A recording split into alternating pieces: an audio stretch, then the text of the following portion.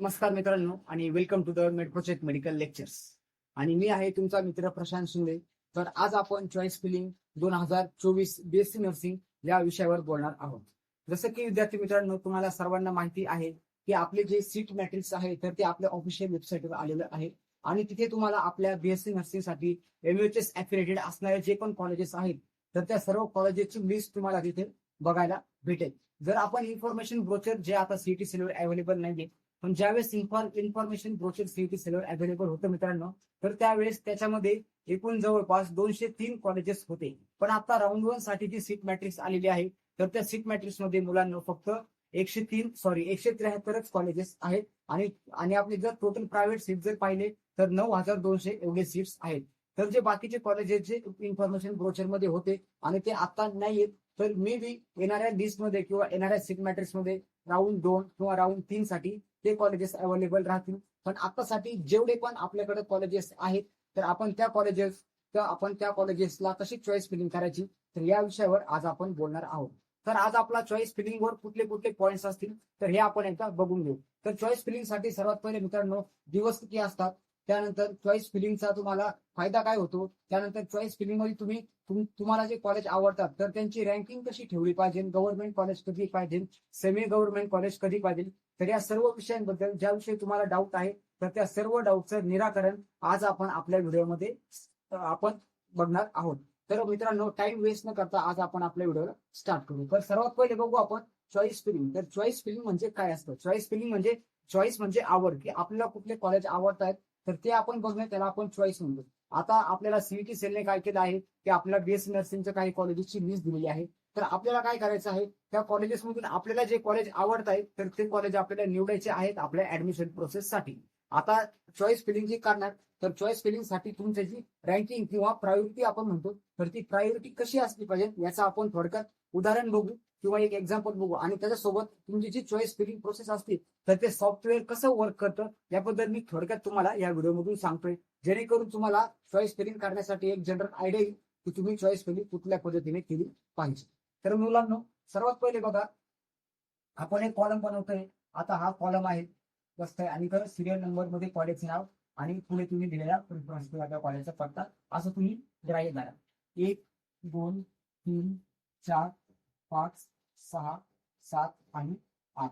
For example, x नावाचा एक person आहे किंवा कुठला तरी एक्स नावाचा एक स्टुडंट आहे. तर त्या स्टुडंटला काय करायचं, आता चॉईस फिलिंग करायची आहे. आणि एक्स नावाच्या स्टुडंटला जवळपास 70% आहे. 70 ते 80% कॉमन आहे. तर आपण 70च्या जागी आपण थोडे 80% घेऊ.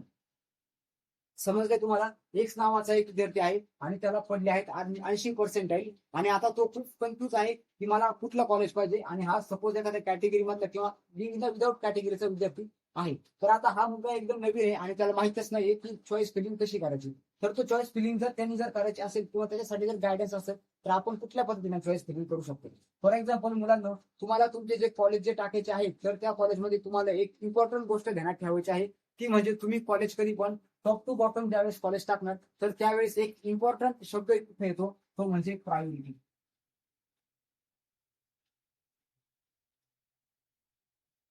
प्रायोरिटी म्हणजे काय? प्रायोरिटी म्हणजे असे कॉलेजेस जे कॉलेजेस खूप चांगले आहेत त्या कॉलेजेसला तुम्ही तुमचा टॉप प्रेफरन्स किंवा प्रायोरिटी वाईज तुम्ही चॉईस फिलिंग करणे गरजेचं आहे. चॉईस फिलिंग प्रायोरिटी वाईज करणे म्हणजे काय? म्हणजे तुम्हाला जसं काय, आता हा एक्स नावाचा विद्यार्थी आहे, याला जसं काय 15 कॉलेजेस आवडले, कळलं. पण 15 कॉलेज पैकी पण त्याला काही कॉलेज असे असतील जे जास्त आवडले असतील, त्याच्यापेक्षा कमी आवडले असतील. तर त्यांनी काय करायचं, ह्या 15 कॉलेजेसची लिस्ट पहिले काढायची. त्यानंतर त्या कॉलेजला गुगलवर सर्च करायचे आणि जी इन्फॉर्मेशन त्याला पाहिजे होती, फॉर एक्झाम्पल त्याला कमी फीचं कॉलेज पाहिजे, जिथं हॉस्टेल अवेबिलिटी असेल, जिथं हॉस्पिटल अटॅच असेल, तर 15 पैकी 5 कॉलेजेस असे आहेत की जिथं हॉस्पिटल अटॅच आहे. मग तो काय करणार, तिथे 5 कॉलेजेस तिथं टाकून देणार. For example A, B, C, D, E, F, G, H. तर असे फॉर एक्झाम्पल त्यांनी हे 8 कॉलेज टाकले. तर याच्यामध्ये मित्रांनो तुम्हाला काय करायचंय, ज्यावेळेस तुम्ही कॉलेज टाकणार तर तुम्हाला प्रायोरिटी सेट करायची आहे. जे कॉलेज तुम्हाला चांगलं आवडतंय, तुम्हाला वाटतंय त्या कॉलेजला माझा नंबर लागू शकेल, तर अशा कॉलेजला तुम्ही हाय प्रायोरिटी द्यायची, पहिल्यांदा टाकायचं. आता भरपूर मुलं इथे एक चूक करतात. फॉर एक्झाम्पल, काही मुलं असतील त्यांना फक्त 60% असतील किंवा त्यांचा रँक पण खूप हाय असतो. आणि जर तुम्ही मागच्या वेळेची जर किंवा इथून मागच्या वेळेच्या जर तुम्ही मॉपअप राऊंडच्या किंवा कॅप राऊंडच्या जर लिस्ट जर पाहिल्या, सिलेक्शन लिस्ट, तर त्यामध्ये तुम्हाला दिसेल किंवा त्यांचा रँक पण खूप हाय असतो. आणि जर तुम्ही मागच्या वेळेची जर किंवा इथून मागच्या वेळेच्या जर तुम्ही मॉकअप राऊंडच्या किंवा कॅप राऊंडच्या जर लिस्ट जर पाहिल्या सिलेक्शन लिस्ट, तर त्यामध्ये तुम्हाला दिसेल की 7% वाल्याला पण कॉलेज भेटून जातं आणि 80% वाल्याला कॉलेजच भेटत नाही. तर हे होण्याचं मुख्य कारण काय आहे, तर हे आज आपण या व्हिडिओमधून किंवा थोडक्यात मी तुम्हाला सांगतो. तर ज्यांना पण असं वाटतं की मला पर्सेंटाईल कमी आहेत आणि आता मला कुठलं कॉलेज भेटणार नाही, तर अशा विद्यार्थ्यांसाठी एक सोपी ट्रिक सांगतो मुलांनो. तुम्हाला होतील तेवढे जास्त कॉलेजेस टाकण्याचा प्रयत्न करा. त्यानंतर ज्या विद्यार्थ्यांना थोडी रँक कमी भेटलेली आहे किंवा त्यांचा SML नंबर थोडा जास्त आहे, त्यांना कमी पर्सेंटाईल आहे, तर अशा विद्यार्थ्यांनी कुठल्या कॉलेजला ज्या पहिले प्रेफरन्स द्यायचा आहे, तर अशा विद्यार्थ्यांनी जे कॉलेजेस नवीन आलेले आहेत, कुठले जे कॉलेजेस न्यू आहेत, तर त्या मुलांनी अशा कॉलेजेसला पहिला प्रेफरन्स द्या. कारण काय होतंय माहिती का, जे नवीन कॉलेजेस असतात तर त्यांची इन्फॉर्मेशन जास्त अवेलेबल नसते. त्या कॉलेजला रेप्युटेशन एवढं हाय झालेलं नसतं. नवीन कॉलेज असल्यामुळे तिथला रँक जी असते किंवा तिथला जर कट ऑफ असतो, तर हा कट ऑफ डायरेक्ट हाय कधीच होत नसतो. तिथं कमी कट ऑफ वाले किंवा कमी रँक वाले मुलांचं पण ऍडमिशन सहजासहजी होऊन जातं. मागच्या वर्षीचं एक्झाम्पल घेतलं तर आपलं नांदेडचं गव्हर्नमेंट कॉलेज, नांदेडच्या गव्हर्नमेंट कॉलेजला पण खूप कमी विद्यार्थ्यांचे किंवा खूप असे विद्यार्थी आहेत की ज्यांना कमी मार्क्स असूनही जे गव्हर्नमेंट लागले आणि चांगल्या मार्काचे विद्यार्थी प्रायव्हेटमध्ये आहेत. त्यामुळे काय करायचंय, जे पण नवीन कॉलेजेस आहेत तर तुम्हाला तिथे प्रेफरन्स फॉर्म करायचा आहे. आता हे कोण करणार, ज्यांना वाटतं की माझे पर्सेंटाईल कमी आहे, माझा SML खूप हाय आहे आणि माझा आता नंबर लागणं अवघड आहे, तर 1 वर्ष गॅप घेण्यापेक्षा तुम्ही कुठल्या तरी कॉलेजला जॉईन होऊन जा. ऍटलिस्ट ऍट द एंड काय होणार आहे की आपले जे सर्व कॉलेजेस आहेत, 173 असो किंवा 200 कॉलेजेस असो, सर्व कॉलेजेस आपल्या एकाच युनिव्हर्सिटी येतात. त्या युनिव्हर्सिटीचं नाव आहे NUHS. म्हणजे जे रूल्स रेग्युलेशन तुमच्या गव्हर्नमेंट कॉलेजला आहे आणि टॉप मधल्या सेमी गव्हर्नमेंट कॉलेजला आहे, तेच लो लेवलचं पण कॉलेजला असणार आहे. त्यामुळे कुठलं कॉलेज चांगलं कुठलं कॉलेज वाईट असं बिलकुल नसतं मित्रांनो. सगळे कॉलेज हे चांगल्यासाठीच असतात आणि सर्वांची युनिव्हर्सिटी एकच आहे. पेपर सर्वांचे एकाच दिवशी होतात, रिझल्ट सर्वांचा एकाच दिवशी लागतो. त्यामुळे तुम्ही चांगलं कॉलेज वाईट कॉलेज हा विषय जास्त डोक्यात घेऊ नका. ज्या मुलांना कमी मार्क्स आहेत, ज्यांना चांगले मार्क्स आहेत, तर त्या मुलांना मी नक्कीच सांगेन का तुम्ही तुमच्या करिअरच्या दृष्टीने जे चांगले कॉलेजेस आहेत तर ते चांगले कॉलेजेस निवडा, तिथे तुम्हाला प्रॅक्टिस पण चांगली भेटेल आणि त्यानंतर तुम्हाला तिथं एज्युकेशन पण चांगलं भेटेल आणि तिथं तुम्हाला चांगल्या चांगल्या सुख सुविधा उपलब्ध असतील. आता आपण बघूया नेक्स्ट टॉपिक म्हणजे प्रायोरिटी वाईज. आता मी तुम्हाला सांगितलं की प्रायोरिटी वाईज कसं असतं. आता त्यानंतर आपण दुसरा एक टॉपिक आजच्या व्हिडिओमध्ये बघणार आहे की जे चॉईस फिलिंगचं जे सॉफ्टवेअर असतं तर ते सॉफ्टवेअर कसं वर्क करतं. तर सॉफ्टवेअर वर्क करण्यासाठी मुलांना काय असतं माहिती का, फॉर एक्झाम्पल 100 मुलं आहेत आणि 100 मुलांनी काय केले, चॉईस फिलिंगसाठी अर्ज केला आहे आणि 100 मुलांनी त्यांची चॉईस फिलिंगसाठी जो फॉर्म आहे तर तो फॉर्म भरून दिलेला आहे. फॉर एक्झाम्पल आता 100 मधला तुम्ही 35 नंबरचा विद्यार्थी घेतला. आता फॉर एक्झाम्पल 35व्या नंबरचा जो विद्यार्थी आहे तर या विद्यार्थ्याची चॉईस फिलिंगसाठी सॉफ्टवेअर वर्क करत आहे. फॉर एक्झाम्पल आता या 35व्या विद्यार्थ्यांनी हे सर्व कॉलेजेस टाकलेले आहेत. आता या 35वा विद्यार्थी आहे आणि हा जसं आपण एक विद्यार्थी ज्याला 80% आहे, तर ह्या विद्यार्थ्याला कॉलेज सॉफ्टवेअर कसं देणार तर याच्याबद्दल आपण जाणून घेऊ. फॉर एक्झाम्पल आता यांनी टाकलेलं एक पहिलं कॉलेज, तर पहिलं कॉलेज फॉर एक्झाम्पल यांनी गव्हर्नमेंट कॉलेज टाकलं होतं, याचे पर्सेंटेज थोडे कमी आहेत. तर सीटी सेल पहिले काय करणार, यांनी जे पहिला प्रेफरन्स पाहिलाय म्हणजे हा जो सीटी सेल पहिले 1 नंबरचा कॉलेज विचार करणार.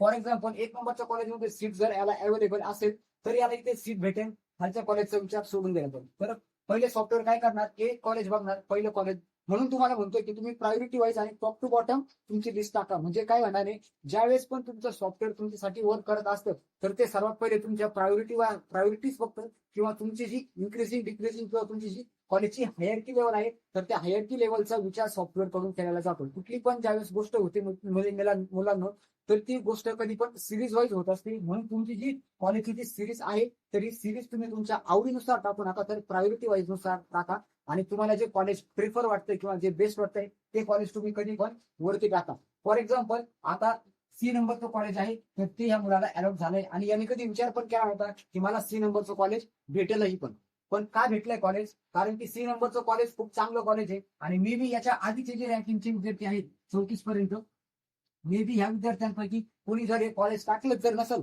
आणि मे बी इथं जर जागा जर खाली असेल तर ही जागा त्या विद्यार्थ्याला लगेच भेटून जाईल आणि याला चांगल्यातलं चांगलं कॉलेज मिळण्याची शक्यता असते.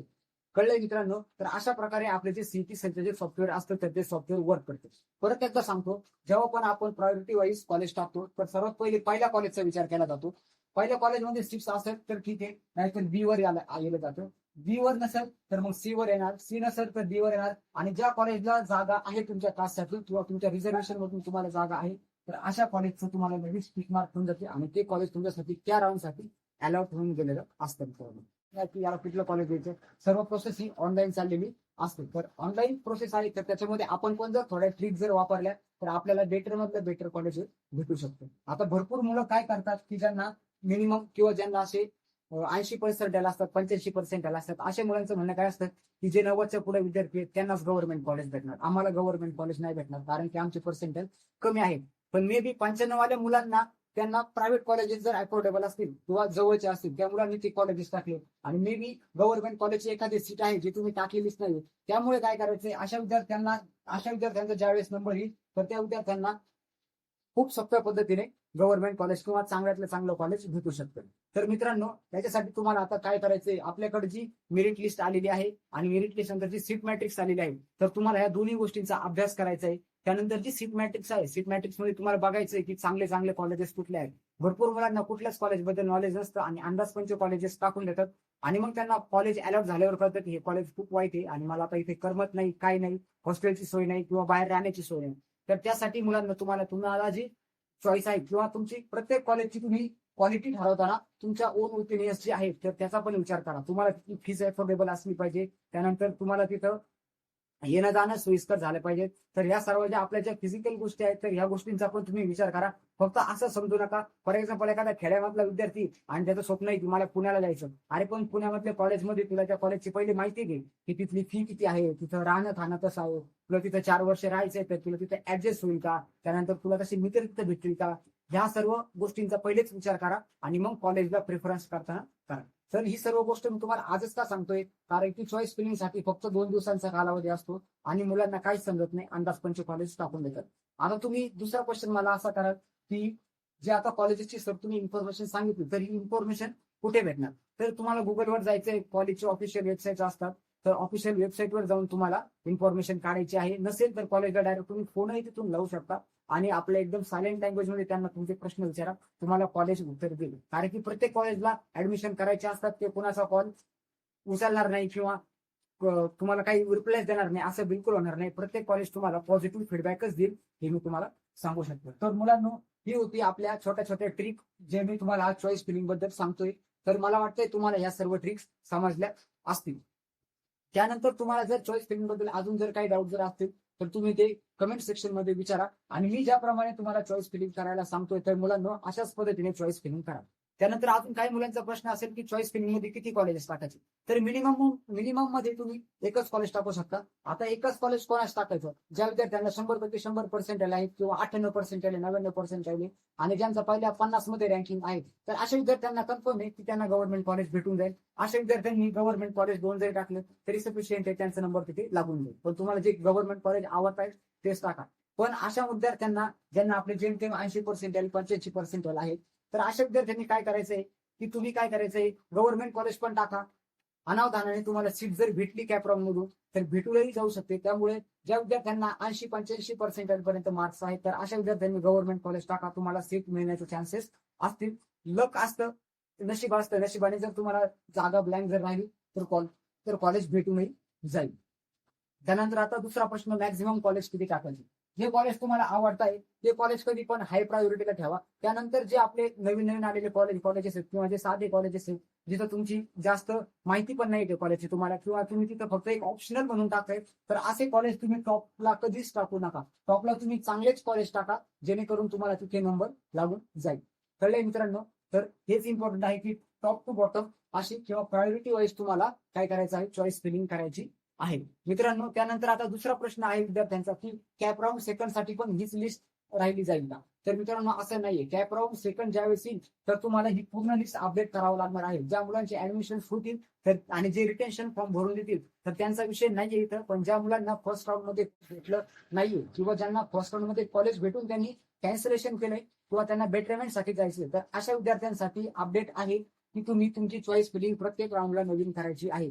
तर नवीन चॉईस फिलिंगचं जे अपडेट आहे किंवा जे वेळापत्रक आहे तर ते वेळापत्रक जसं सिल्वर येईल तसं मी ते तुमच्यापर्यंत पोहोचवण्याचा प्रयत्न मित्रांनो 100% करेल. तर आजच्या व्हिडिओमध्ये एवढंच होतं की आपलं चॉईस फिलिंग प्रोसेस 2024 किंवा प्रेफरन्स फिलिंग प्रोसेस 2024 आपल्या बीएससी नर्सिंगसाठी.